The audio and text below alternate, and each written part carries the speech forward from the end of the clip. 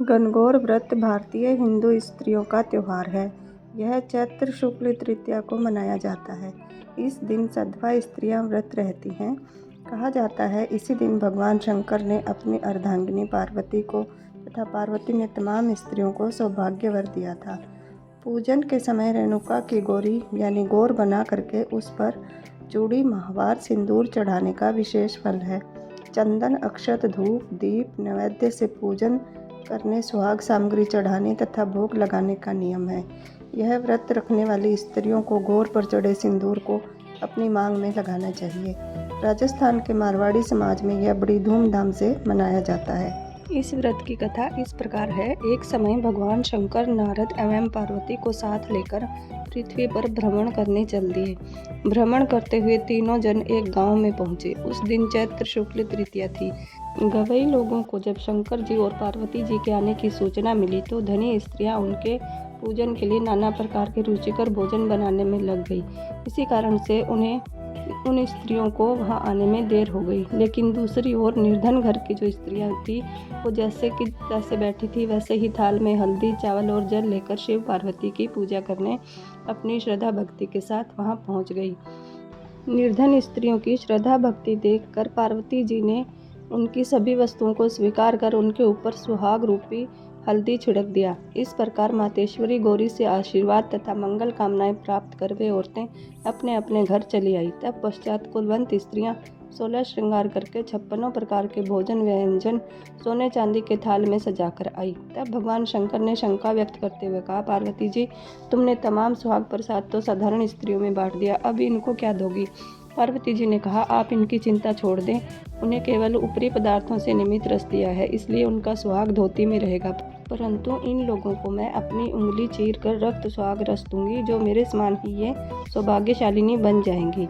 अस्तु, जब कुलवंती स्त्रियां पार्वती का पूजन कर चुकी तो देवी पार्वती ने अपनी उंगली चीरकर उनके व्रत को पूरा करते हुए रक्त उनके ऊपर छिड़क दिया और कहा, तुम लोग वस्त्राभरणों का परित्याग कर मोह माया से रहित हो तथा तन मन धन से पति सेवा करना, अखंड सौभाग्य की प्राप्ति होगी। भवानी का यह आशीर्वाद सुनकर तथा प्रणाम करके कुलवंती स्त्रियां भी अपने अपने घर लौट आई तथा पतिपरायण बन गई। छिड़का खून जिसके ऊपर पड़ा, जैसा पड़ा उसने वैसा ही सौभाग्य प्राप्त किया। इसके पश्चात पार्वती जी ने पति की आज्ञा से नदी में जाकर स्नान किया, बालू का महादेव बनाकर पूजन किया, भोग लगाया तथा प्रदक्षिणा करके बालू के 2 कणों का प्रसाद खाकर पार्वती ने मस्तक पर टीका लगाया। उसी समय उस पार्थिव लिंग से शिवजी प्रकट हुए तथा पार्वती को वरदान दिया, आज के दिन से जो स्त्री मेरा पूजन तथा तुम्हारा व्रत करेगी उसके पति चिरंजीवी रहेंगे तथा अंत में उन्हें मोक्ष मिलेगा। पार्थिव शिव यह वरदान देकर अंतर्ध्यान हो गए। तब पश्चात पार्वती जी नदी के तट से चलकर उस स्थान पर आई जहाँ पर पतिदेव तथा ऋषि प्रवर नारद को छोड़ आई थी। अतः शिव ने विलंब का कारण पूछा तो इस पर पार्वती ने उत्तर दिया, मेरे भाई भावज नदी के किनारे मिल गए थे, उन्होंने मुझसे दूध भात खाने तथा ठहरने का आग्रह किया, इसी कारण से नाथ मुझे आने में देर लग गई।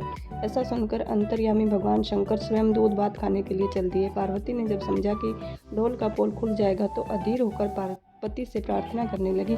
शंकर के पीछे पीछे चलती पार्वती ने जब नदी की ओर अवलोकन किया तो एक सुंदर माया का महल दिखाई दिया, जिसमें शिवजी के साले तथा सरहज विद्यमान थे। ये लोग वहाँ पहुँचे तो उन लोगों ने अगवानी तथा स्वागत सत्कार किया। 2 दिन तक तीनों जनों ने उनका आतिथ्य ग्रहण किया। तीसरे दिन सुबह पार्वती के द्वारा चले जाने के आग्रह को शिव ने ठुकरा दिया। इस पर देवी काफ़ी कुपित हुई तथा अकेली ही राह ली।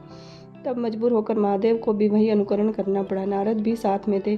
तीनों लोग चलते चलते काफ़ी दूर निकल आए। सायकाल होने पर शिव ने बहाना किया कि मैं तो तुम्हारे मायके में अपना माला ही भूल आया।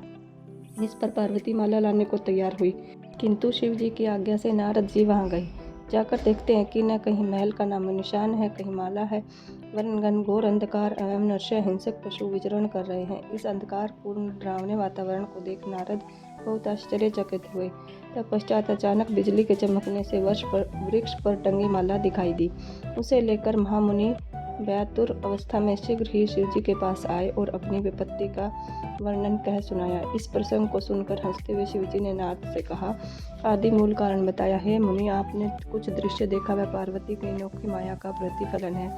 वे अपने पार्थिव पूजन की बात को आपसे गुप्त रखना चाहती थी, इसलिए उन्होंने झूठा बहाना बनाया था। फिर उसे सत्यापित करने के लिए उन्होंने अपने पतिव्रत धर्म की शक्ति से झूठे महल की रचना की। अस्तु सच्चाई को उभारने के लिए ही मैंने वे माला लाने के लिए तुम्हें दोबारा उस स्थान पर भेजा था। ऐसा जानकर महर्षि नारद ने माता पार्वती तथा इनसे पतिव्रत प्रभाव से उत्पन्न घटना को छिपाने का सवाल है, यह भी समीचीन ही जान पड़ती हैं, क्योंकि पूजा छिपाकर ही करनी चाहिए। मेरा यह आशीर्वचन है कि जो स्त्रियां इस दिन गुप्त रूप से पति का पूजन कार्य संपादित करेंगी, उन्हें अपनी महती कृपा से समस्त मनोकामनाओं की पूर्ति होगी तथा उनके पति भी चिरंजीवी होंगे। यह कहकर नारद जी तो प्रणाम करके देवलोक चले गए और श्री पार्वती प्रसन्न मुद्रा में कैलाश की ओर चल पड़े।